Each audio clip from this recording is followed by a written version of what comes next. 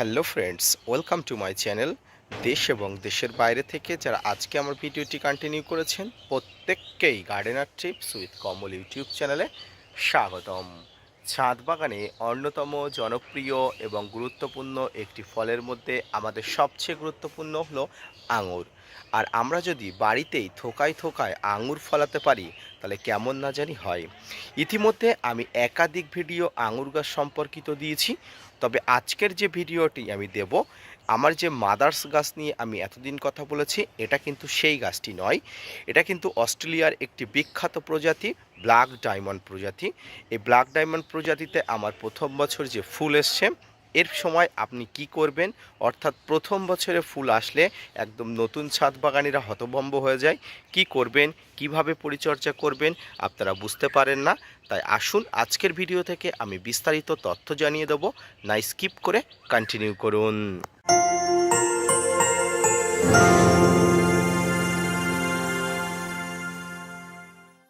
সম্মানীয় দর্শকবৃন্দরা, আমি আমার ছাদ বাগানে প্রায় 2 থেকে 3 রকমের আঙুরের চারা কিন্তু রোপণ করেছি, অর্থাৎ 2 থেকে 3 প্রজাতির আঙুরের চারা রোপণ করেছি। তার মধ্যে অন্যতম একটি প্রজাতি হলো অস্ট্রেলিয়ান ব্ল্যাক ডায়মন্ড প্রজাতি। এই অস্ট্রেলিয়ান ব্ল্যাক ডায়মন্ড প্রজাতিটি কিন্তু আমি পরীক্ষামূলকভাবে ছাদ বাগানে রোপণ করেছিলাম, অর্থাৎ একটি গাছ আমি তো নিচে রোপণ করেছি, আপনারা অবশ্যই জানেন, যেটা বাইকুনুর গাছ। অপর একটি গাছ যেটা অস্ট্রেলিয়ান ডায়মন্ড, এটি কিন্তু আমি ছাদ বাগানে কিন্তু রোপণ করেছি। এই ছাদ বাগানে রোপণ করার পরে আমি যেটা বুঝেছি যে গাছ কিন্তু মাটির সঙ্গে কানেকশান রাখলে সবচেয়ে বেশি গ্রোথ হয়। তবে এই গাছটির যে গ্রোথ খুব কম হয়েছে এমনটি বলবো না, তবে আমার মনের মতো গ্রোথ কিন্তু গাছটিতে হয়নি। গাছটির বয়স প্রায় 2 বছরের কাছাকাছি, কিন্তু মনের মতো গ্রোথ আমি কিন্তু গাছটাতে পাইনি। অপরদিকে আমার ছাদ বাগানে অন্য যে বাইকুনুর প্রজাতির আঙুর গাছটি আছে, সেটি কিন্তু অনেক অনেক বড় হয়ে গেছে। একই সঙ্গে রোপণ করা, কিন্তু সেটি কিন্তু অন্যভাবে রোপণ করা ছিল, আমার মাতৃ গাছের মতো, অর্থাৎ বড় গাছটি যেমনভাবে নিচে ফলের ক্যারেটে রোপণ করা ছিল, ঠিক তেমনভাবে রোপণ করার পরে গাছটি কিন্তু ভালো বৃদ্ধি হয়েছে। যাই হোক ফ্রেন্ডস, এবারে এই যে অস্ট্রেলিয়ান ব্ল্যাক ডায়মন্ড প্রজাতি, এই অস্ট্রেলিয়ান ব্ল্যাক ডায়মন্ড প্রজাতির আঙুর থেকে কিন্তু এবার ফুল এসছে, অর্থাৎ প্রথমেই কিন্তু আঙুরের ফুল আসা শুরু হয়েছে। গাছটির গ্রোথ যতটুকু হয়েছে যথেষ্ট হয়েছে, কিন্তু গাছটিতে ফুল আসবে কিনা আমি কিন্তু একটু চিন্তিত ছিলাম।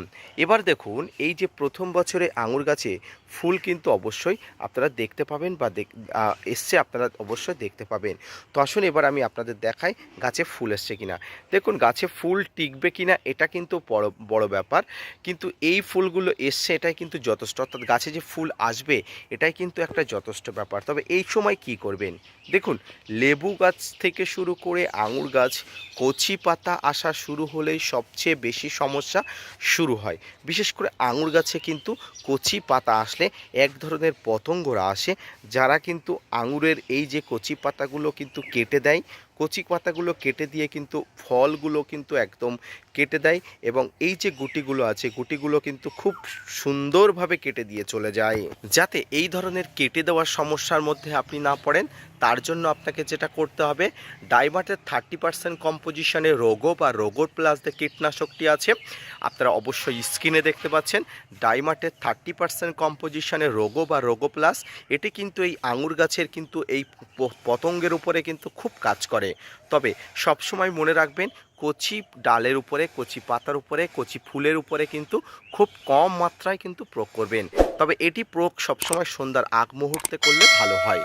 সম্মানীয় দর্শক, প্রিয় দর্শকবৃন্দ, যারা ছাদ বাগানে আঙুর চাষ নিয়ে উৎসাহী আছেন, আঙুর চাষ করবেন, নতুন ছাদ বাগানে আঙুরের চারা নিয়ে এসছেন, তাদেরকে বলবো আপনারা অবশ্যই এই ধরনের একটি আঙুরের গাছ যদি আপনারা নিয়ে আসতে পারেন, তাহলে আপনি সঠিকভাবে পরিচর্যা করতে পারলে একটা সময় অবশ্যই গাছ আপনাকে ফলন দেবেই। এবারে আপনাদের মনে প্রশ্ন আসতে পারে, এই সময় আঙুর গাছে কি স্প্রে করব।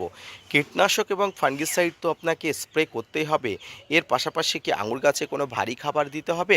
উত্তর হবে না। কোনো প্রকার ভারী খাবার কিন্তু আপনার ছাদ বাগানে এই সময় দেওয়া চলবে না। তবে তরল খাবারের মধ্যে যে খাবারটি দেবেন সেটি হলো মাছ, মাংস ধোয়া, রক্ত জল যদি পসিবল হয়। অনেকের বাড়িতে অনেক ধরনের সমস্যা থাকে, দেওয়া যায় না।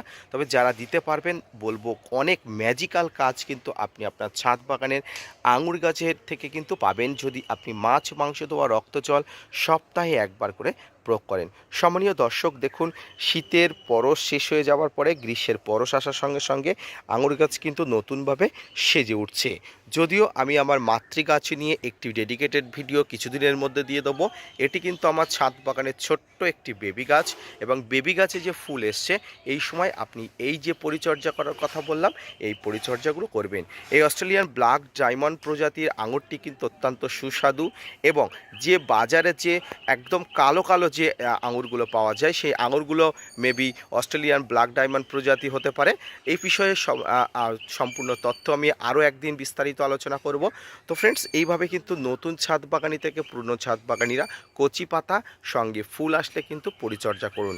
এর সাথে সাথে আপনারা যেটা করবেন, এই সময় গাছে যদি একটি ভালো মানের পিজিআর স্প্রে করতে পারেন। আমি বলবো এই সময় যে পিজিআরটি স্প্রে করবে সেটি হলো মিরাকুলান, কারণ আমি মিরাকুলান গত 3 থেকে 4 বছর ব্যবহার করে কিন্তু অনেক লাভবান হয়েছি। মিরাকুলান প্রতি লিটার জলে 25 থেকে 30 ফোঁটা নিয়ে আপনার এই ধরনের কচি পাতা আসা আঙুর গাছে যদি আপনি স্প্রে করেন, আমি বলবো আপনার ছাদ বাগানে আরও বেশি কিন্তু প্রচুর পরিমাণ ফুল আসবে। সম্মানীয় দর্শক, প্রিয় দর্শক, অত্যন্ত ছোট একটি চারা গাছ নিয়ে আজকের বিস্তারিত আলোচনা করলাম। আপনারা যারা অবশ্যই এই আঙুর গাছের বিস্তারিত ভিডিও দেখতে চাইছিলেন অবশ্যই বুঝতে পেরেছেন, এবং আপনারা যারা এই সম্পর্কিত তথ্য জানতে চান অবশ্যই কমেন্টস করবেন। আমি আরও একটি ডেডিকেটেড ভিডিও বানিয়ে দেবো, এবং যদি কোনো প্রশ্ন থাকে অবশ্যই সরাসরি কমেন্টস বক্সে করবেন। তবে আপনাদের কাছে একটি অনুরোধ, বিকৃতি কমেন্ট করবেন না। ভিডিওটি ভালো না লাগলে এড়িয়ে যাবেন, কারণ প্রত্যেকের ভিডিও প্রত্যেকের ভালো লাগবে এমনটি কোনো কথা নয়। তবে বিকৃতি কমেন্ট আপনারা করবেন না। ধন্যবাদ।